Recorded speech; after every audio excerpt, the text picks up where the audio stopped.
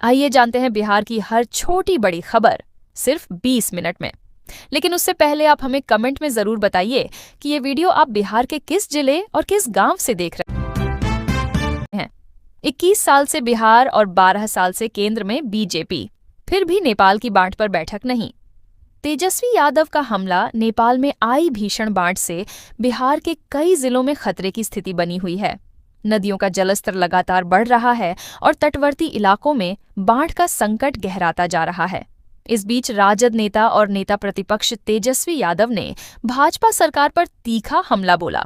उन्होंने कहा कि बिहार में 21 साल और केंद्र में 12 साल से भाजपा की सरकार है, लेकिन नेपाल से आने वाली बाढ़ के मुद्दे पर अब तक कोई बैठक नहीं हुई। तेजस्वी ने कहा कि जब तक स्थायी समाधान नहीं निकलेगा, ये समस्या हर साल दोहराई जाएगी।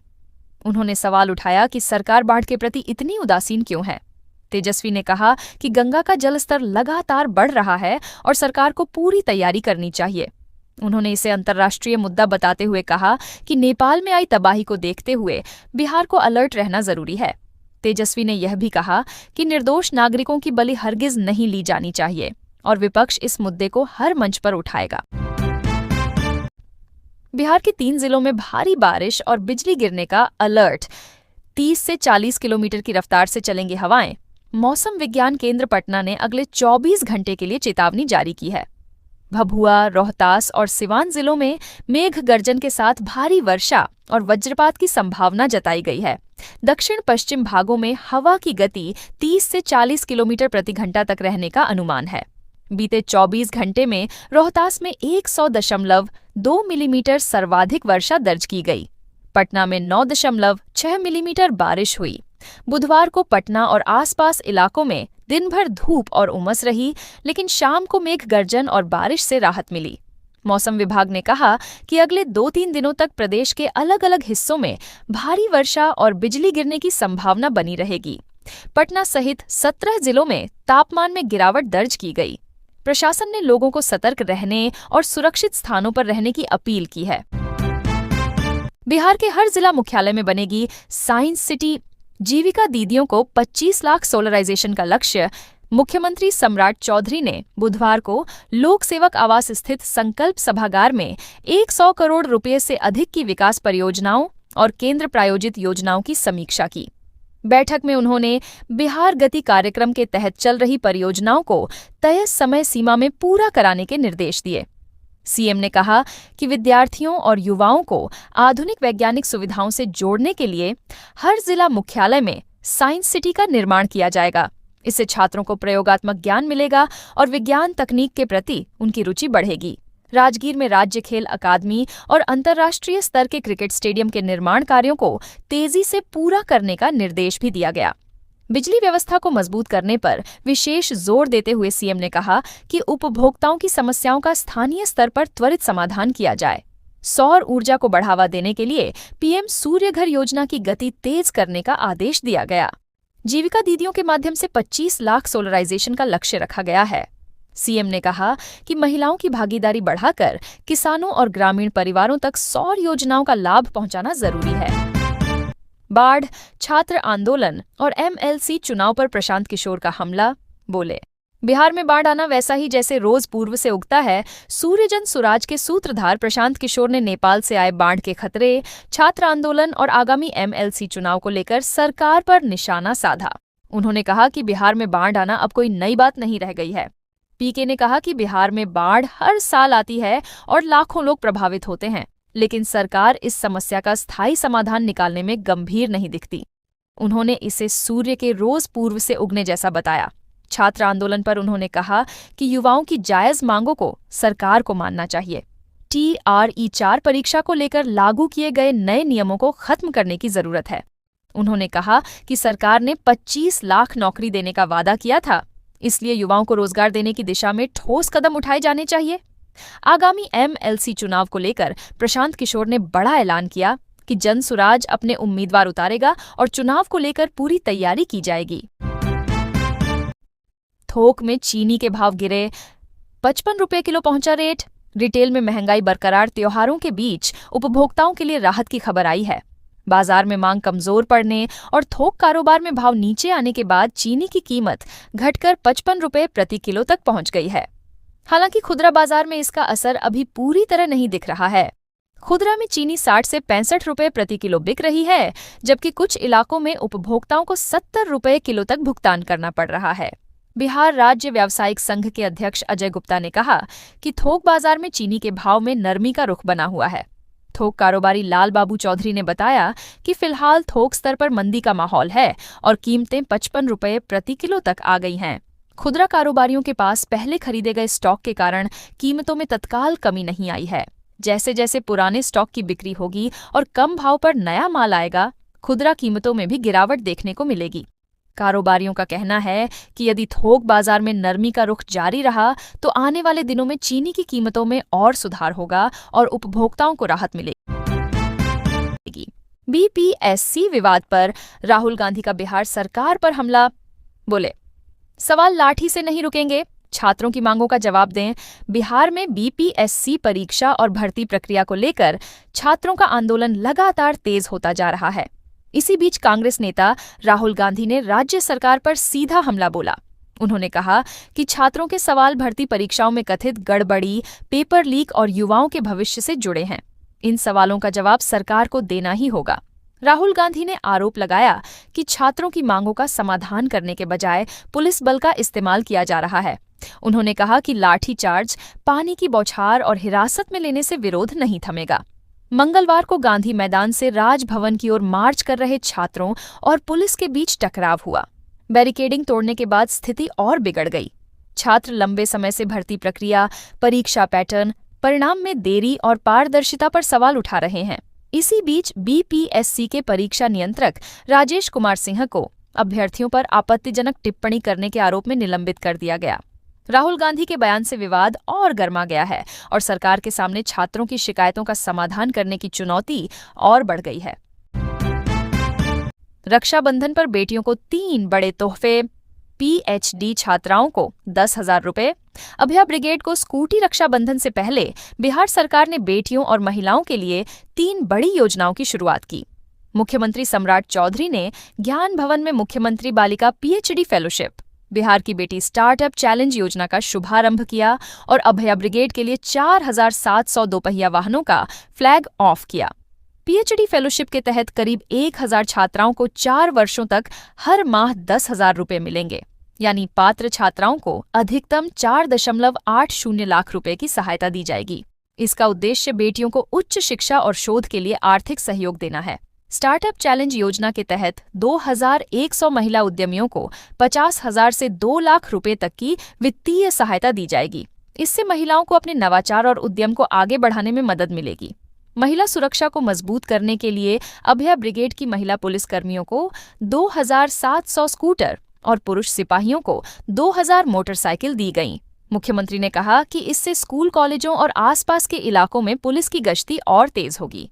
उन्होंने दावा किया कि बिहार पुलिस में करीब 40,000 महिला पुलिसकर्मी हैं और स्कूटर मिलने से वे ज्यादा दूरी तक गश्त कर सकेंगे। बिहार की ग्रेजुएट बेटियों को सरकार का तोहफा।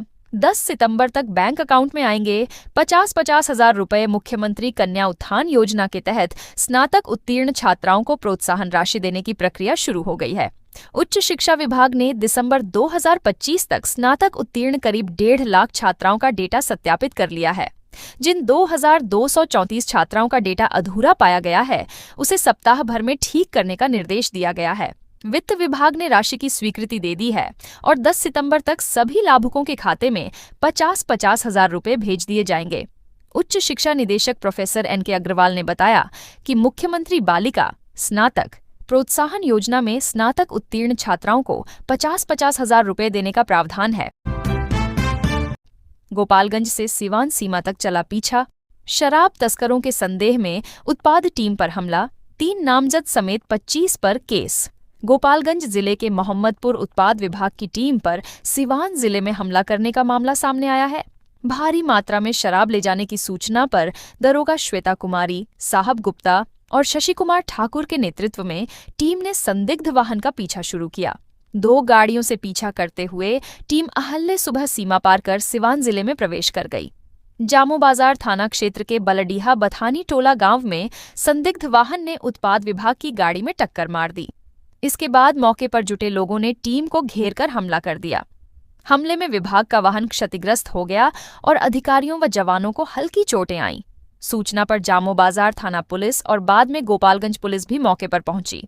उत्पाद विभाग की एएसआई श्वेता कुमारी ने आवेदन देकर 36 निवासी श्रीकांत सिंह, राहुल सिंह और रामूराय टोला निवासी धर्मेंद्र यादव को नामजद किया है।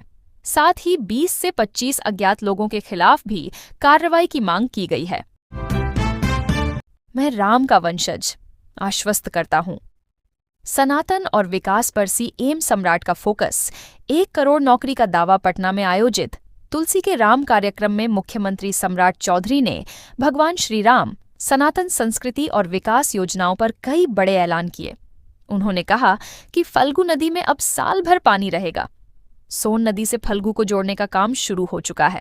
सीएम ने कहा, मैं लवकुश हूं, भगवान श्रीराम का वंशज हूं।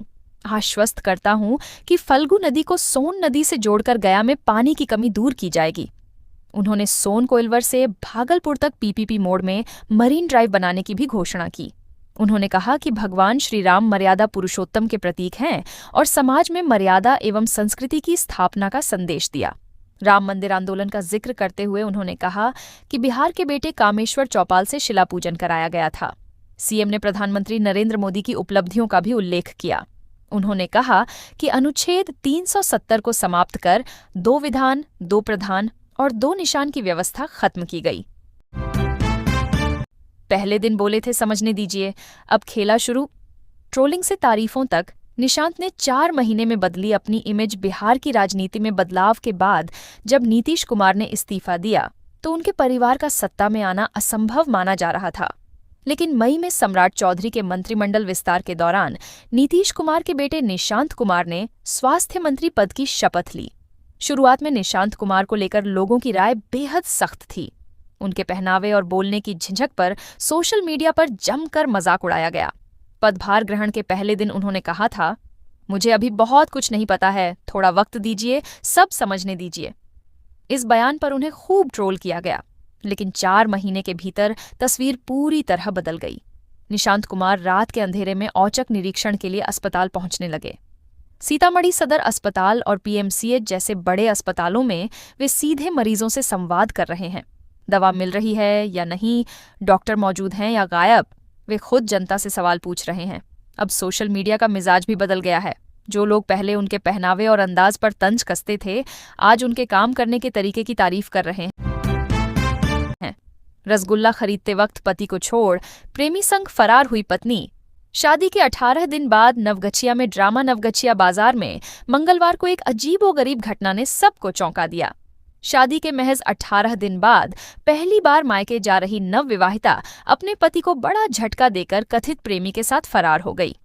पूर्णिया जिले की तारावती कुमारी की शादी 7 अगस्त को नारायणपुर थाना क्षेत्र के पिंटू कुमार से हुई थी।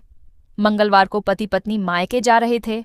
रास्ते में पत्नी ने ससुराल वालों के लिए रसगुल्ला खरीदने की बात कही।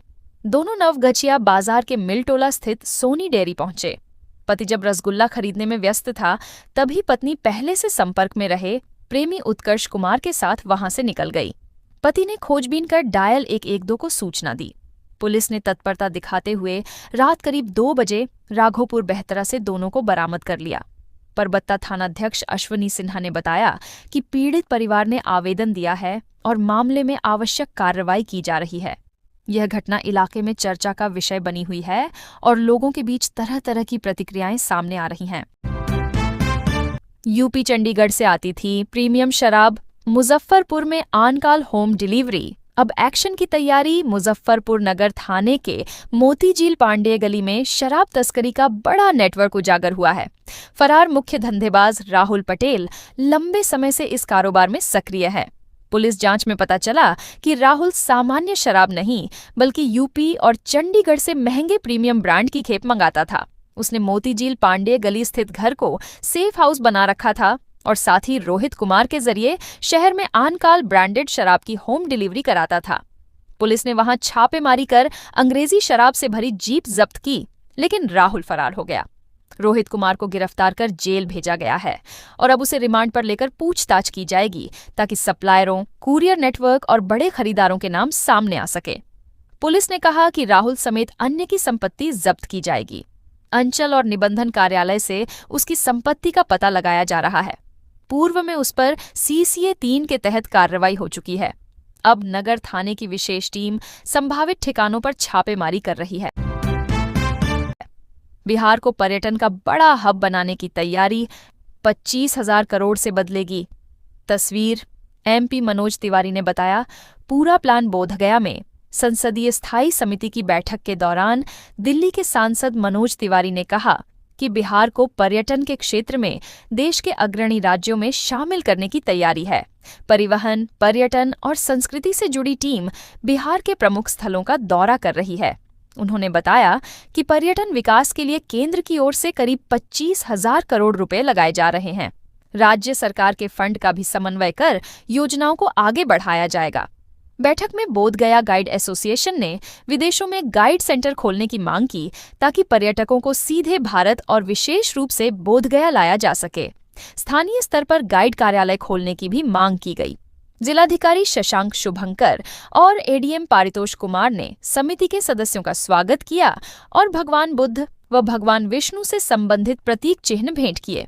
बैठक के बाद समिति के सदस्य राजगीर और नालंदा के लिए रवाना हुए। यह योजना बिहार की पर्यटन तस्वीर बदलने और राज्य को अंतर्राष्ट्रीय स्तर पर पहचान दिलाने की दिशा में बड़ा कदम मानी जा रही है। भोजपुर में दरवाजे से चोरी हुई बाइक, शराब तस्करों से हुई जब्त। अब असली मालिक को मिला नोटिस। भोजपुर जिले के बिहिया थाना क्षेत्र के महुआव गांव निवासी मिथिलेश कुमार की बाइक चोरी होने के बाद उसी बाइक का इस्तेमाल अवैध शराब कारोबार में किया गया। 28 जुलाई की रात दरवाजे पर खड़ी हीरो स्प्लेंडर प्लस बाइक सुबह तक गायब हो गई। काफी खोजबीन के बाद भी बाइक का पता नहीं चला, जिसके बाद उन्होंने थाने में प्राथमिकी दर्ज कराई। इधर 19 अगस्त को उत्पाद विभाग की टीम ने उसी बाइक को 80 लीटर चुलाई शराब के साथ जब्त कर लिया। मौके से 2 युवकों की गिरफ्तारी भी हुई। अब विभाग ने बाइक मालिक को नोटिस जारी कर 15 दिनों के भीतर सफाई देने को कहा है। मिथिलेश का कहना है कि चोरी की रिपोर्ट पहले ही दर्ज कराई जा चुकी है और बाइक शराब तस्करों तक कैसे पहुंची, इसकी जानकारी उन्हें नहीं है। मामला अब जांच का विषय है और विभाग ने आवश्यक कागजात के साथ उपस्थित होकर अपना पक्ष रखने का निर्देश दिया है। सब्जियों के दाम में उछाल, प्याज 55 रुपये किलो पहुंचा, बिगड़ा रसोई का बजट। परवल और आलू से थोड़ी राहत। सावन मास की समाप्ति के साथ ही बांका की सब्जी मंडी में हरी सब्जियों के दाम अचानक बढ़ गए हैं। प्याज समेत कई प्रमुख सब्जियों के भाव 1.5 गुना तक बढ़ गए हैं। खुदरा बाजार में प्याज 55 रुपये प्रति किलो बिक रहा है, जिससे आम परिवारों का बजट बिगड़ गया है। हालांकि आलू 15 रुपये, परवल 20 रुपये और करेला 30 रुपये प्रति किलो बिकने से थाली को थोड़ी राहत मिली है। थोक विक्रेताओं का कहना है कि इस समय अधिकांश सब्जियां हंसडीहा और रांची से मंगाई जा रही हैं। स्थानीय स्तर पर आवक बेहद सीमित है, जिससे कीमतें बढ़ी हुई हैं। गृहिणियों ने चिंता जताई है कि यदि प्याज और सब्जियों के दाम और बढ़े तो घर चलाना मुश्किल हो जाएगा।